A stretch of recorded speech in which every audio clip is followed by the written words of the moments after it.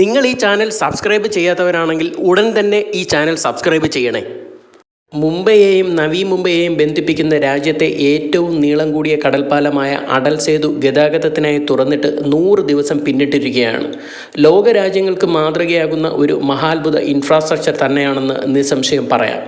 കടലിന് കുറുകെ 22 കിലോമീറ്റർ ദൈർഘ്യത്തിൽ സ്ഥിതി ചെയ്യുന്ന കടൽപ്പാലം കഴിഞ്ഞ ജനുവരി 13-നാണ് ഗതാഗത ആവശ്യങ്ങൾക്കായി തുറന്നു കൊടുത്തത്.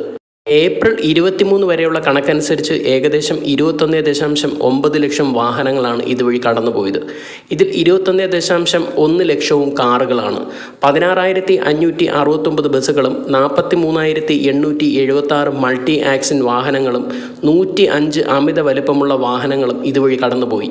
ദിവസം ശരാശരി 22,000 വാഹനങ്ങൾ പാലത്തിലൂടെ കടന്നു പോകുന്നുണ്ടെന്നാണ് റിപ്പോർട്ടുകൾ സൂചിപ്പിക്കുന്നത്. കാറുകൾക്ക് 250 രൂപയാണ് ഒരു വശത്തേക്ക് ടോളായി ഈടാക്കുന്നത്. ഇരുവശത്തേക്കുമായി 375 രൂപ വരും.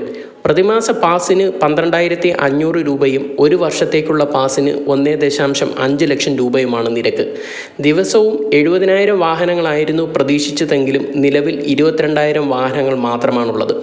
ആദ്യ മാസത്തിൽ 8.13 ലക്ഷം വാഹനങ്ങളിൽ നിന്നായി 13.95 കോടി രൂപയാണ് ടോളായി പിരിച്ചത്. 100 ദിവസം പിന്നിടുമ്പോൾ ഇത് 38 കോടി രൂപ വരെയായി ഉയർന്നു.